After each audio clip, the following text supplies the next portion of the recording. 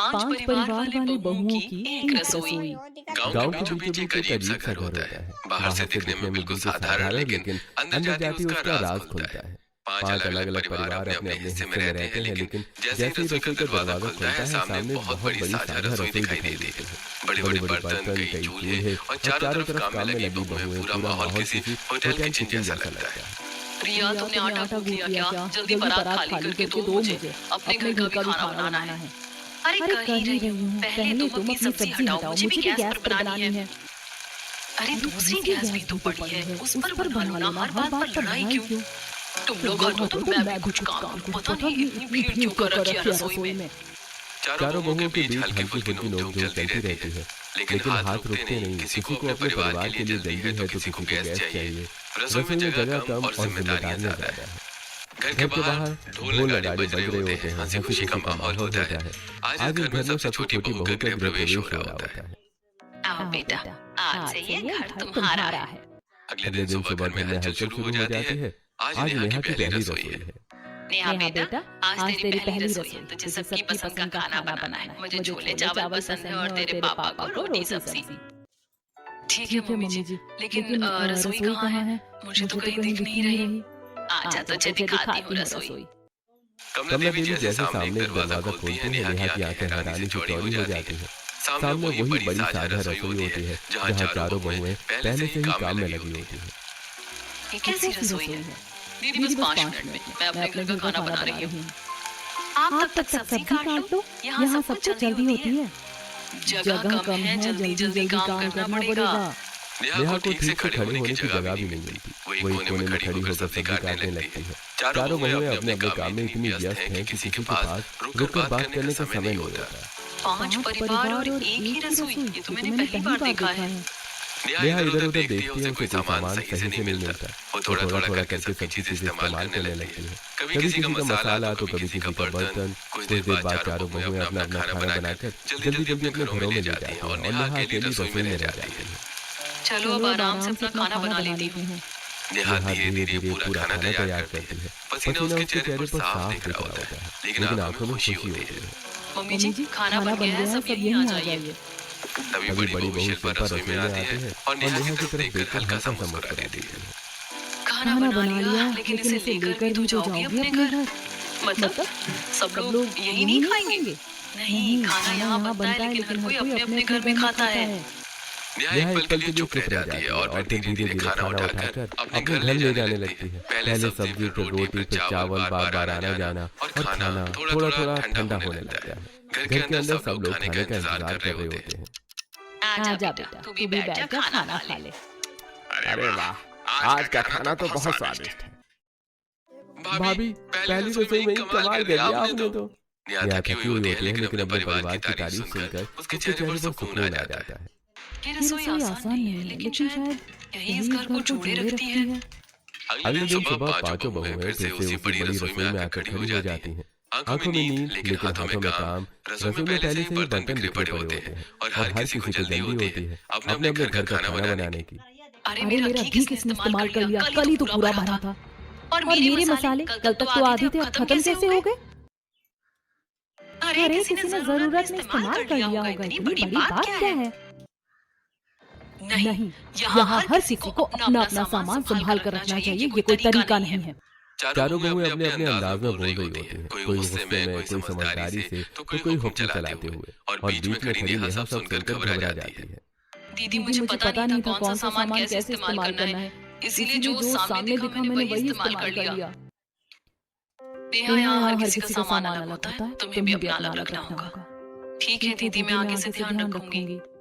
पांचों बहुओं का स्वभाव एक दूसरे से बिल्कुल अलग है। कोई शांत, कोई समझदार, कोई जल्दी गुस्सा होने वाली, तो कोई हर बात पर हुक्म चलाने वाली। और नेहा जो अभी इस माहौल को समझने की कोशिश कर रही होती है। इसी बीच घर के बाकी लोग भी अपनी अपनी फरमाइशों के साथ रसोई की तरफ आने लगते हैं। भाभी, आज मेरे लिए कुछ स्पेशल बना दो ना। मुझे तो पराठे खाने हैं, वो भी गरम-गरम। और मुझे तो कुछ मीठा चाहिए। अरे भाभी, मेरे लिए मैगी बना दो जल्दी। और मेरे लिए चाय, बिना चाय के तो दिन ही नहीं शुरू होता। रसोई में अचानक भीड़ बढ़ जाती है। हर कोई अपनी पसंद बता रहा होता है। कोई कुछ बनवा रहा होता है तो कोई कुछ। ये रसोई है या होटल, हर समय ऑर्डर ही चलते रहते हैं। हाँ, और हम सब शेफ हैं यहाँ के। उधर पांचों भाई भी एक साथ बैठे होते हैं, आपस में हंसी मजाक करते हुए, लेकिन मन से हमेशा एक दूसरे के लिए साथ। घर में शोर कितना भी हो, मजा तभी आता है जब सब साथ हो। दूसरी तरफ पांचों सासें भी बैठी होती हैं और उनके बीच भी हल्की फुल्की नोक झोंक चलती रहती है। आजकल बहुएं जल्दी थक जाती हैं। अरे काम भी तो पहले से ज्यादा है। थोड़ी नोक झोंक तो हर घर में होती है, तभी तो घर घर लगता है। दिन बीतता है लेकिन रसोई का काम कभी खत्म नहीं होता। सुबह का नाश्ता, फिर दोपहर का खाना, फिर शाम की चाय और फिर रात का खाना। रात को पांचों बहुएं थकी हुई रसोई में खड़ी होती हैं। अभी तो सोए थे और फिर से उठा दिया। लगता है ये रसोई कभी बंद ही नहीं होती। यही तो इस घर की असली पहचान है। दिन रात खाना बनाते बनाते ही ये घर जुड़ा हुआ है। पांचों बहुएं एक दूसरे को देखती हैं, थकान जरूर होती है, लेकिन कहीं न कहीं एक अनकहा रिश्ता भी बना होता है। अगली दोपहर बाहर तेज धूप और अंदर रसोई में उससे ज्यादा गर्मी होती है। पांचों बहुएं एक साथ खड़ी होकर खाना बना रही होती हैं। चूल्हों की आग, ऊपर से पसीना, ऐसा लग रहा होता है जैसे रसोई नहीं कोई भट्टी हो। लगता है इतनी गर्मी में आज तो मैं यहीं बेहोश हो जाऊंगी। एक तो एक ही रसोई है और ऊपर से पांच लोग, इतनी घुटन हो जाती है यहाँ। हमें ही पता है हम कैसे कैसे काम कर रहे हैं इस रसोई में। जल्दी करो, सबको खाना देना है, रुकने का टाइम नहीं है। पांचों बहुएं बारी बारी से बाहर जाकर पंखे की हवा लेती हैं, फिर वापस आकर उसी गरम रसोई में काम में लग जाती हैं। पसीना उनके चेहरे से टपक रहा होता है, लेकिन हाथ रुकते नहीं हैं। कुछ देर बाद सब अपना अपना खाना लेकर अपने घरों की तरफ जाने लगते हैं, लेकिन इतनी दूर ले जाते खाना ठंडा होने लगता है। अरे शिल्पा, इतना ठंडा खाना क्यों लेकर आई हो? मम्मी खाना तो गरम गरम ही बनाया था, लेकिन इतनी देर में यहाँ तक लाते ठंडा हो जाता है। या तो आप यही रसोई बनवा लो, हम यही खाना बनाने लगेंगे, आपको गरम गरम खाना भी मिल जाएगा। ज्यादा जबान चलाने की जरूरत नहीं है।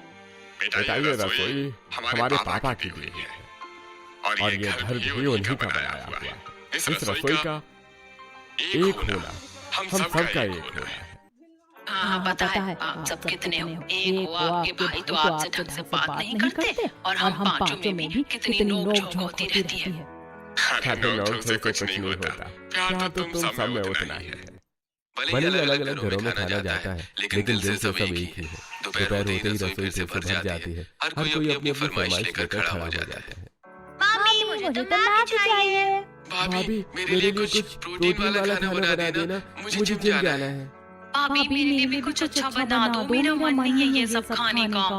एक के बाद एक हर कोई अपनी पसंद बता रहा होता है। रसोई में फिर से भीड़ और शोर बढ़ जाता है। फिर रसोई या कैंटीन, सब एक एक करके अपनी फरमाइश बता रहे हो। चलो ऐसा करो, हम खाना बना रहे, तुम सब कैंटीन की तरह लाइन में लग जाओ। फिर हम तुम्हें एक एक करके तुम्हारी मनपसंद का खाना देंगे। इतना सुनते ही सब हंसने लगते हैं। पांचों बहुएं भी एक दूसरे को देखकर मुस्कुरा देती हैं। इस घर की एक खास बात और भी है। भले ही घर में अलग अलग खाना बनता हो, लेकिन दिल इतने जुड़े हैं कि खाना हमेशा शेयर होता है। किसी के घर भिंडी बनी होती तो कभी कोई दूसरे घर में भेज देता, कहीं दाल अच्छी बनी तो सबके हिस्से में आ जाती। रसोई भले एक, लेकिन स्वाद पूरे घर में घूमता रहता है।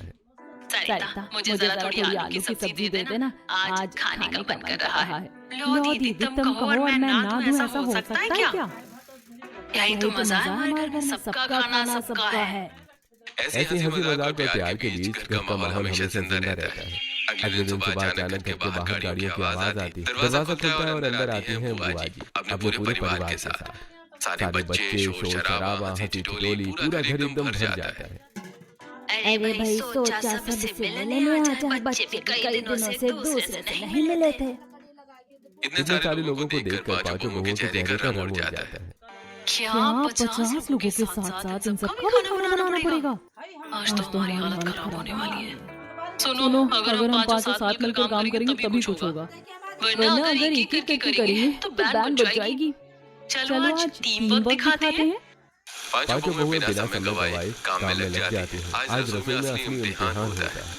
मैं चाय बनाकर लेकर जाती हूँ सबके लिए। ठीक, मैं नाश्ता लेकर जाती हूँ। दो बहुएं बाहर मेहमानों को संभाल रही होती हैं और अंदर रसोई में बाकी टीम पूरी मेहनत से काम कर रही होती है। जल्दी जल्दी काटो, बहुत सारा बनाना है। ये लो, सब्जी तैयार होने वाली है। मैं रोटियां संभालती हूँ, तुम लोग बाकी देखो। रसोई में काम की स्पीड दोगुनी हो जाती है। कोई सब्जी काट रहा होता है, कोई तड़का लगा रहा है, कोई रोटियां बना रहा है। सब कुछ मिलजुल कर बिना झगड़े बिना रुकावट के। कुछ ही देर में इतने सारे लोगों का खाना तैयार हो जाता है। पांचों बहुएं मिलकर सबको खाना परोसते हैं। बच्चे बड़े मेहमान सब खुशी खुशी खाना खाते हैं। वाह, इतना स्वादिष्ट खाना और इतनी जल्दी तुम पांचों ने कमाल कर दिया। बहुएं एक दूसरे को देखकर मुस्कुरा देती हैं। थकान तो होती है लेकिन दिल खुश होता है। सबको खाना खिलाने के बाद पांचों बहुएं सोफे पर आकर बैठ जाती हैं। गहरी सांस लेती हैं जैसे कोई बड़ा युद्ध जीत लिया हो।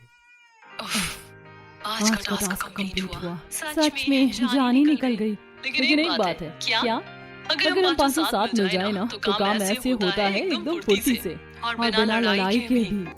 पांचों बहुएं एक दूसरे को देखते हैं और पहली बार बिना किसी नोक-झोंक के दिल से हंसते हैं। हर हफ्ते संडे का दिन इस घर के लिए खास होता है। इस दिन न कोई बहस न कोई तकरार, बस प्यार, हंसी और एक साथ बिताया हुआ समय। बड़ी सी डाइनिंग टेबल सजी होती है। पांचों परिवार एक साथ बैठे होते हैं। रसोई में आज भी पांचों बहुएं होती हैं लेकिन आज इनके चेहरे पर थकान नहीं बल्कि मुस्कान होती है। आज तो बिना लड़ाई के खाना बन गया। चमत्कार है ये, क्योंकि आज संडे है और आज हम सब अच्छे बच्चे बन जाते हैं। सच में काश हर दिन ऐसा ही होता। सभी मिलकर खाना परोसते हैं और फिर पूरा परिवार एक साथ बैठकर खाना खाता है। बस यही तो असली खुशी है, जब पूरा परिवार एक साथ बैठकर खाता है। हंसी मजाक, पुरानी बातें और छोटे छोटे किस्से पूरा घर जैसे त्योहार बन जाता है। अगले दिन पांचों बेटे, तीनों देवर, तीनों नंद और दोनों छोटे बच्चे एक साथ बैठे होते हैं। अरे कुछ भी कहो, हमारे घर का कॉन्सेप्ट बड़ा जबरदस्त है। 5 घर और एक ही रसोई। भैया ज्यादा मत भाभियों के वरना आज रात आपका खाना भी बंद हो सकता है। भाई मैं तो हमेशा भाभियों की साइड हूँ। जो भाभियों के खिलाफ जाएगा उसे खाने को कुछ नहीं मिलेगा। मेरी पांचों भाभी तो मास्टर शेफ हैं, एक से बढ़कर एक खाना बनाती हैं। हाँ, हम भी मम्मी की साइड है। उधर रसोई में पांचों बहुएं खाना बनाते हुए सारी बातें सुन रही हैं। देख रहे हो कैसे मक्खन लगा रहे हैं सब में। हाँ, तो मजे लेते रहते हैं और हमें रसोई में खड़ा रखते हैं। किसी दिन ऐसा करेंगे, इन सबसे खाना बनवाएंगे तब पता चलेगा। हाँ, और हम बाहर बैठकर ऑर्डर देंगे। इतना सुनते ही पांचों बहुएं जोर से हंस पड़ती हैं। अगले दिन पांचों बहुएं एक साथ बाजार जाती हैं। अरे ये ड्रेस तो बहुत सुंदर है। अगर तुम्हें पसंद है तो तुम ले लो, मैं दूसरी ले लूंगी। नहीं दीदी, मुझे बस अच्छी लगी थी, आप ले लो। प्यार इतना होता है कि कोई अपनी चीज देने में शर्माता नहीं है। घर का राशन और सब्जियां भी मिलकर खरीदती हैं। अरे अभी तो तुम सब साथ ही रह रहे हो, दूसरी पीढ़ी आ गई फिर भी। हाँ आंटी जी, इसमें क्या बात है? अरे तुम आजकल की लड़कियां हो, अलग-अलग रसोई बनाओ और अपने घर की मालकिन बनो। घर की मालकिन हमारी सास है और ये एक रसोई हमारे घर का प्यार है। अंदर चाहे कितनी भी नोक-झोंक हो, लेकिन बाहर हम हमेशा एक हैं। अगले दिन सुबह घर के अंदर अचानक से आवाजें तेज होने लगती हैं। पांचों साथ एक ही जगह खड़ी होकर बहस कर रही होती हैं और वजह एक ही साड़ी। ये साड़ी मुझे पसंद है, तो लेके ले ली। ये तो मैं यहाँ के घर से मेरे लिए आई थी। अच्छा, और जो शिल्पा के घर से आई थी, वो तुमने कितनी जल्दी अपने पास रख ली थी, वो याद है? तुम लोग तो हर अच्छी चीज अपने पास रख लेते हो। अरे जैसे तुम बहुत सीधी हो, तुमने भी तो पिछली बार मेरा सेट रख लिया था। बस करो, अब साड़ी ही तो है, लेकिन नहीं, तुम लोगों को तो लड़ना ही है। उधर पांचों बहुएं दूर खड़ी सब देख रही होती हैं। दीदी, आप लोग मम्मी को चुप कराओ ना, ये लोग कितना लड़ रही हैं। अरे तो इनका चौथे दिन का है, थोड़ी देर लड़ेंगी फिर खुद ही हंसने लगेंगी। नेहा, तो इन बातों को ज्यादा सीरियस मत लिया कर। अच्छा, यही तो अच्छी बात है, यही तो घर का प्यार दिखाता है। हाँ, तो बस मजे ले, ये लड़ाई भी इनका टाइम पास है। अगले दिन संडे होता है और वही पांचों साथ जो कल तक साड़ी के लिए लड़ रही थी आज हंसकर एक साथ बैठी होती हैं। अरे ज्योति जरा दाल पास कर देना। लो और हाँ, साड़ी भी कल तुम ही रख लेना। सब जोर से हंस पड़ते हैं। संडे के दिन सारी नफरत, सारी बहस सब खत्म। बस एक परिवार, एक टेबल और ढेर सारा प्यार। एक दिन बाहर कुछ औरतें उन्हें भड़काने की कोशिश कर रही होती हैं। कल तो तेरी जेठानी बड़ी चालाक है और वो ज्योति तेरे बारे में पता है क्या बोल रही थी? इतना सुनते ही पांचों साथ एकदम गंभीर हो जाती हैं। हमारे परिवार के बारे में कुछ बोलने की जरूरत नहीं है। हमें पता है हमारी देवरानी जेठानी कैसी हैं। वो हमारे पीठ पीछे कभी बुराई नहीं करेंगी। अंदर हम चाहे जितना लड़ ले, लेकिन बाहर हम एक हैं। बाहर वाली औरतें चुप हो जाती हैं। अजीब परिवार है, आपस में लड़ते हैं, लेकिन बाहर कोई कुछ कह दे तो एक हो जाते हैं। हर शाम पांचों ससुर एक साथ बैठते हैं। उनका टाइम सिर्फ काम और समझदारी की बातें करने का होता है। मेरा बिजनेस थोड़ा डाउन चल रहा है, लेकिन मैं संभाल लूंगा। अरे कोई बात नहीं, इस बार मेरा अच्छा प्रॉफिट हुआ है। जरूरत हो तो बता देना। हम सब साथ हैं, कोई भी परेशानी बड़ी नहीं है। ऐसे ही वो एक दूसरे का साथ देते हैं और सबकी लाइफ की खबर रखते हैं। अगले दिन रसोई में बड़े बड़े भगोने में खाना बन रहा होता है और वही पांचों बहुओं के बीच से लोग शुरू हो जाते हैं। अरे पहले मुझे खाना बनाने दो, मेरे घर वाले चिल्ला रहे हैं। तेरे घर वाले ही क्या अलग, मेरे घर वाले भी भूखे हैं। मेरे घर में तो सुबह से नाश्ता भी नहीं हुआ है। पहले तो ही बना ले, फिर हम सब क्या खड़े रहे यहाँ? अरे ऐसे लड़ोगी तो काम कैसे होगा? धीरे धीरे आवाजें तेज होने लगती हैं और माहौल गर्म हो जाता है। उस रात घर में अजीब सी खामोशी होती है। दिन भर की नोक-झोंक के बाद पांचों बहुएं अपने अपने कमरों में बैठी होती हैं, चेहरों पर थकान और दिल में गुस्सा होता है। जब ये घर अलग बन रहा था तो रसोई भी अलग अलग बनवा लेते, कम से कम हमें इतनी परेशानी तो ना होती। अरे क्या बात हो गई, आज इतनी गुस्से में क्यों हो? क्या बताऊं, रोज का यही ड्रामा है। कभी कोई कहता है मेरा खीर ले लिया, कभी कोई कहता है पहले मैं खाना बनाऊंगी, फिर सबको खाना बनाना है। एक ही रसोई है तो लड़ाई तो होगी ही। ऐसा मत बोलो, ये हमारी खानदानी रसोई है, हम इसे अलग नहीं कर सकते। हाँ, आप तो बस यही कहते रहो, काम तो हमें करना पड़ता है ना। उधर बाकी चारों बहुएं भी अपने अपने माइक फोन लगाती हैं। मम्मी यहाँ हर वक्त लड़ाई होती रहती है, एक ही रसोई और हर बात तकरार। मेरा तो दिमाग खराब हो गया, ना सुकून है ना चैन मिलता है। हम पांचों इतना काम करते हैं फिर भी कोई खुश नहीं रहता। कभी कभी लगता है हम सब बस काम करने के लिए ही हैं। बेटा तू अपने घर की मालकिन बन, अपनी अलग रसोई बनवा। तो क्या नौकर है जो पूरे घर का खाना बनाएगी? आज के जमाने में कौन इतनी परेशानी झेलता है? पांचों की माएं अपनी अपनी बेटियों को समझाने की बजाय धीरे धीरे भड़काने लगती हैं और अब पांचों बहुओं का गुस्सा और बढ़ जाता है। अगले दिन पांचों बहुएं एक साथ इकट्ठा होती हैं और पूरे परिवार को हॉल में बुलाती हैं। हमें आप सबसे एक बात कहनी है, अब हमें अपनी अपनी अलग रसोई चाहिए। हम इस तरह और नहीं रह सकते। हर दिन की लड़ाई अब सहन नहीं होती, इसीलिए हमने फैसला कर लिया है। पूरा घर एकदम शांत हो जाता है। नहीं बेटा, ऐसे थोड़े होता है। ये रसोई हमारे परिवार की पहचान है। लेकिन हमें तो अब अलग रसोई ही चाहिए। पांचों बहुएं अपनी जिद पर अड़ जाती हैं। अगले दिन पांचों ससुर कुछ मिस्त्रियों को घर पर बुलाते हैं। उनके चेहरे पर उदासी साफ दिख रही होती है।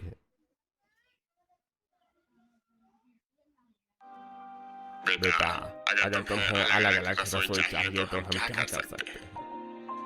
हमने इस रसोई को कितने सालों से संभाल कर रखा। एक पीढ़ी तक तो बचा ली, लेकिन दूसरी पीढ़ी की गारंटी नहीं ले सकते।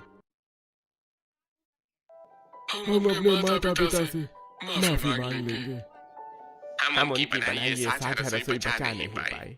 मिस्त्री धीरे धीरे रसोई के बाहर दौड़ शुरू करते हैं। दीवार पर पहली चोट पड़ती है। आवाज के साथ जैसे घर के रिश्तों में भी दरार पड़ जाती है। पांचों बहुएं खड़ी देखती रहती हैं। कुछ के चेहरे पर गुस्सा, कुछ के चेहरे पर हल्की बेचैनी होती है। अगले दिन पूजा जिसके चेहरे पर हमेशा मुस्कान रहती थी, लेकिन अंदर ही अंदर वो एक बड़ी जिम्मेदारी निभा रही होती है। प्रेग्नेंट होती है और उसका 5वां महीना चल रहा होता है। लेकिन इस घर की भागदौड़ और रसोई की जिम्मेदारियों के बीच उसने कभी अपनी हालत पर गौर नहीं किया। पूजा जरा ये सब्जी संभाल, मैं रोटियां बनाती हूँ। हाँ दीदी आप चिंता मत करो। काम करते करते पूजा के हाथ हल्के कांपते हैं। कभी उसे चक्कर आते हैं, कभी वो ज्यादा देर खड़ी नहीं रह पाती। कभी पूरे शरीर में दर्द रहता है, लेकिन वो सब कुछ नजरअंदाज कर देती है। अगर मैंने बताया तो सब मुझे काम से रोक देंगे और फिर सब पर बोझ बढ़ जाएगा। एक दिन पूजा ऊपर से सीढ़ियों से नीचे आ रही होती है। घर में सब अपने अपने काम में लगे होते हैं। अचानक पूजा को चक्कर आता है और उसकी नजर धुंधली हो जाती है। मुझे क्या हो रहा है? उसका पैर फिसलता है और वो सीढ़ियों से गिर जाती है। तेज आवाज सुनकर चारों बहुएं दौड़ती हुई वहां पहुंचती हैं। पूजा दीदी, उठो पूजा, क्या हो गया तुम्हें? पूजा आंखें खोलो प्लीज, कुछ बोलो ना, हमें डर लग रहा है। लेकिन पूजा बिल्कुल शांत पड़ी होती है। कोई हरकत नहीं, कोई जवाब नहीं। इसके हाथ कितने ठंडे हो रहे हैं। जल्दी किसी को बुलाओ। कुछ ही पल में पूरा परिवार वहां इकट्ठा हो जाता है। मेरी बहू को क्या हो गया? अरे जल्दी करो, गाड़ी निकालो। पूजा आंखें खोलो। अरे पूजा मुझे देखो। सब मिलकर पूजा को उठाते हैं और जल्दी जल्दी गाड़ी में बिठाते हैं। गाड़ी तेजी से अस्पताल की ओर भागती है। गाड़ी के अंदर सबके चेहरे पर डर साफ नजर आ रहा होता है। काश हमने पहले ध्यान दिया होता। वो कई दिनों से ठीक नहीं लग रही थी। रसोई खाना और जिम्मेदारियों के चक्कर में हम सभी कहीं ना कहीं अपने आप को ही भूल गए थे। हिम्मत रखो, सब ठीक ही होगा, बस बच्चा ठीक हो। अस्पताल का माहौल चारों तरफ बेचैनी, डर और इंतजार। डॉक्टर अंदर पूजा का इलाज कर रहे होते हैं। बाहर पूरा परिवार सांस रोके खड़ा होता है। कुछ देर बाद डॉक्टर बाहर आते हैं। उनके चेहरे पर गंभीरता साफ नजर आ रही होती है। हमने पूरी कोशिश की लेकिन इनके पेट में बहुत ज्यादा ब्लीडिंग हो चुकी थी। डॉक्टर ने पूछा बच्चा। हमें माँ और बच्चे में से किसी को बचाना था। हम इनके बच्चे को नहीं बचा पाए। ये सुनते ही पूरा परिवार जैसे पत्थर का बन गया। अंदर पूजा धीरे धीरे होश में आती है। मेरा बच्चा, पूजा दीदी, मेरा बच्चा। उसकी चीख पूरे कमरे में गूंज जाती है। शिल्पा, रिया, दीपिका, नेहा चारों बहुएं उसे गले लगा लेती हैं। हम सब हैं तेरे साथ, तू अकेली नहीं है। सब ठीक हो जाएगा, हम तुझे संभाल लेंगे जैसे बहन संभालती है। पांचों सास भी आगे बढ़ती हैं। बेटा तू सिर्फ बहू नहीं हमारी बेटी है। हम सब तेरे साथ हैं, तुझे कुछ नहीं होने देंगे। पूजा सबके बीच टूटकर रोती है लेकिन इस बार अकेली नहीं है। कुछ देर बाद सब पूजा को घर लेकर आते हैं। घर का माहौल बिल्कुल बदल चुका होता है। जहाँ पहले रसोई में शोर था अब वहाँ सन्नाटा होता है।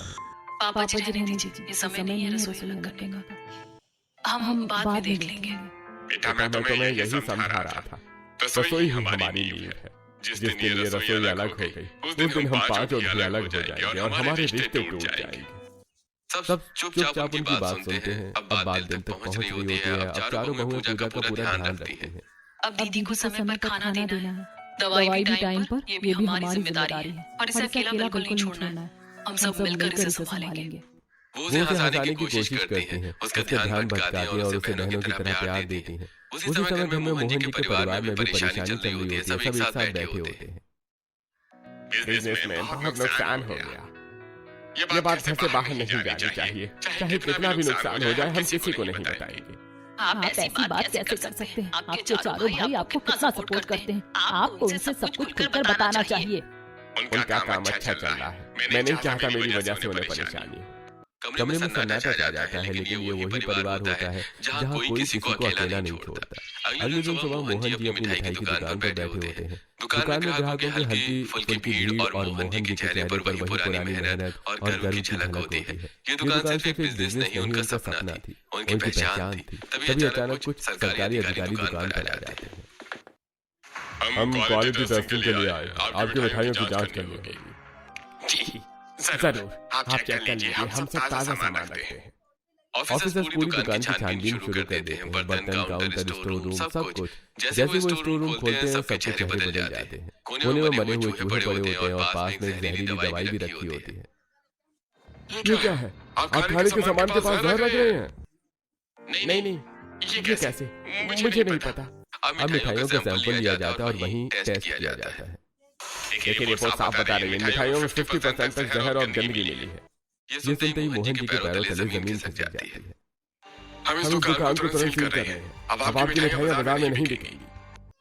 दुकान के बाहर सील का बोर्ड लगा दिया जाता है। लोग इकट्ठा होकर बातें करने लगते हैं। बदनामी आग की तरह फैल जाती है। मोहन जी सब खत्म हो गया। हम क्वालिटी टेस्ट में फेल हो गए। अब हमारी मिठाई कोई नहीं खरीदेगा। इतना सुनते ही मोहन जी का चेहरा सफेद पड़ जाता है। मेरा सब कुछ खत्म हो गया। घर आकर मोहन जी अचानक गिरते हुए अपना सीना पकड़कर वहीं बैठ जाते हैं। पूरा परिवार इधर उधर भागने लगता है। कोई पानी लाता है, कोई फोन करता है। भैया देखो इनकी हालत बहुत खराब हो रही है, जल्दी डॉक्टर के पास लेकर चलो। चारों भाई मोहन जी को उठाकर गाड़ी में डालते हैं। तेजी से अस्पताल की ओर भागते हैं। लेकिन इनको बहुत बड़ा हार्ट अटैक आया और ज्यादा टेंशन की वजह से इनका एक साइड पैरालाइज हो गया। ये सुनते ही पूरा परिवार टूट जाता है। चारों भाई एक दूसरे की तरफ देखते हैं। अब ये सिर्फ एक इंसान की नहीं पूरे परिवार की लड़ाई होती है। अब भैया अकेले नहीं है, हम सब उनके साथ हैं। जो भी होगा हम मिलकर संभालेंगे। हम पांचों भाई एक दूसरे की ताकत हैं। चारों भाई मोहन जी के सिराने खड़े होते हैं। अब ये परिवार एक ढाल बन चुका होता है। मोहन जी अस्पताल के बेड पर लेटे हैं। चेहरे पर कमजोरी लेकिन आंखों में चिंता। उसी समय चारों भाई एक साथ बैठे होते हैं। तभी एक बात सामने आती है कि मोहन जी ने अपने बच्चों का एडमिशन पहले सरकारी स्कूल में करा दिया था। भाई तूने हमें बताया नहीं क्यों? तेरे साथ इतनी बड़ी मुसीबत चल रही थी और हमारी हर मीटिंग बेकार ही रही जब तूने हमसे कुछ शेयर ही नहीं किया। अरे तू क्या हीरो है कहीं का जो सोच लिया कि अब सब अकेले संभाल लेगा? मैं नहीं चाहता था कि तुम लोग मेरी वजह से परेशान हो। मैंने कहा था ना इन्हें कि आप सबको बता दें, लेकिन इन्होंने मेरी एक नहीं सुनी। दीदी, आपको हमें बताना चाहिए था। क्या अब हम इतने दूर हो गए हैं कि एक दूसरे को अपनी मुसीबत भी ना बताएं? हम सब एक हैं, फिर ये दूरी क्यों? दर्द बांटने से कम होता है, अकेले सहने से नहीं। पांचों बहुएं भी एक साथ खड़ी होती हैं। पापा जी, अब आप अकेले नहीं। जो हुआ उसे हम सब मिलकर ठीक करेंगे। अब कोई भी परेशानी अकेले नहीं झेलेगा। हम सब एक परिवार हैं और परिवार में कोई अकेला नहीं होता। चारों भाई एक दूसरे की तरफ देखते हैं और एक बड़ा फैसला लेते हैं। सबसे पहले बच्चों की पढ़ाई है। हम बच्चों का एडमिशन वापस अच्छे स्कूल और कॉलेज में कराएंगे और खर्च की चिंता आप भाभी बिल्कुल मत लेना। जब हम साथ हैं तो कोई कमी नहीं रहेगी। मोहन जी की आंखों से आंसू निकल रहे होते हैं। चारों ससुर मिलकर मोहन जी की मिठाई की दुकान से खोलने का प्लान बनाते हैं। दुकान फिर से खुलेगी और पहले से बेहतर चलेगी। भाई का सपना हम सब मिलकर इसे खड़ा करेंगे। अब मोहन जी का घर खर्च भी चारों भाई मिलकर उठाते हैं। उन्हें रोज धीरे धीरे बाहर ले जाया जाता है। सुबह के समय चारों भाई मोहन जी को सहारा देकर पार्क में ले जाते हैं। भैया अब कैसा लग रहा है? अब अच्छा लग रहा है क्योंकि अब मैं अकेला नहीं हूँ। अरे तू कभी अकेला था ही नहीं। दिन बीतते हैं, मोहन जी धीरे धीरे ठीक होने लगते हैं, शरीर भी और दिल भी। घर में फिर से हंसी लौटने लगती है, रसोई फिर से चलने लगती है, लेकिन इस बार सिर्फ खाना नहीं, रिश्ते भी पकड़े होते हैं। एक दिन पूरा परिवार हॉल में इकट्ठा होता है। सामने दीवार पर दादाजी की बड़ी सी तस्वीर लगी होती है। पांचों भाई सिर झुकाकर उनके सामने खड़े होते हैं। पिताजी, आपकी ये रसोई हमने आज तक साझा रखी है और आगे भी इसे टूटने नहीं देंगे। तभी नेहा थोड़ा आगे बढ़ती है। मम्मी जी, आपने हमें कभी बताया ही नहीं कि ये रसोई हमेशा से एक ही क्यों है, जबकि घर अलग-अलग है। आओ आज तुम्हें इसका असली कारण बताती हूँ। सालों पहले जब पांचों भाई की शादी नई नई हुई थी, तब घर में रोज लड़ाई होती थी। हमें अपनी अलग प्रॉपर्टी चाहिए। हाँ, हमें भी अलग रहना है। आपने हमारे नाम क्या किया है? अगर आपने नहीं बताया तो हम अलग हो जाएंगे। दादाजी सबको शांत करने की कोशिश करते हैं। अरे सब कुछ तुम्हारा ही है, समय आने पर दे दूंगा। लेकिन पांचों भाई जिद पर अड़े रहते हैं। नहीं, हमें अभी अलग घर चाहिए। हमें इस घर में नहीं रहना। आखिरकार दादाजी एक फैसला लेते हैं। अरे ठीक है, मैं तुम पांचों के नाम अलग अलग घर कर दूंगा, लेकिन एक शर्त पर। क्या शर्त? पांचों के घर बनेंगे लेकिन उनकी रसोई एक ही होगी। पांचों भाई एक दूसरे को देखते हैं और हंस पड़ते हैं। अरे हमें रसोई से क्या लेने देना, घर तो हमारे नाम होंगे ना। हाँ, हमें मंजूर है। और फिर पांचों घर बनते हैं, लेकिन रसोई एक ही रहती है। पांचों सास, कमला, सुनीता, शकुंतला, सरिता, ज्योति सबकर एक ही रसोई में खाना बनाती है और धीरे धीरे रिश्ते भी मजबूत हो जाते हैं। समय बीतता है और दादाजी अपने आखिरी समय में सबको बुलाते हैं। अरे कुछ भी हो जाए, इस रसोई को कभी मत तोड़ना। ये सिर्फ रसोई नहीं है, ये तुम्हारे रिश्तों की ताकत है। नहीं पिताजी, ये रसोई कभी नहीं टूटेगी। ये हमारी एकता है। जिस दिन ये अलग हुई, उस दिन हम भी अलग हो जाएंगे। कमला देवी की बातें सुनकर सभी बहुएं एक दूसरे को देखने लगती हैं। मम्मी, सही किया, आज आपने इन्हें फाइनली बता ही दिया। हमारी जान को भी छुटकारा मिल गया, वरना ये रोज हमारी जान खाती थी एक ही चीज को लेकर। अच्छा तो ये बात थी, सही कहा था दादाजी ने, एक रसोई पूरे परिवार को जोड़ कर रखती है। यहाँ सिर्फ खाना नहीं बनता, यहाँ प्यार भी बनता है। चलो ऐसा करते हैं, हम सब अपने अपने खाने का टाइम अलग कर लेते हैं ताकि झगड़ा कम हो। हाँ, ये सही रहेगा। लेकिन थोड़ी बहुत नोक-झोंक तो चलने दो। हाँ, इसी नोक-झोंक में तो मजा है। जब थोड़ी तुम सुनाओ, थोड़ी मैं सुनाऊं, तभी तो प्यार बढ़ता है। एक ही रसोई में बना खाना सिर्फ स्वाद नहीं देता, रिश्तों को भी मजबूत बनाता है। पूरा परिवार मुस्कुराता है। क्या आपको भी लगता है कि जब रसोई साझा होती है तो उस घर के दिल भी जुड़े होते हैं, या फिर अलग अलग रसोई होने से रिश्ते ज्यादा अच्छे रहते हैं?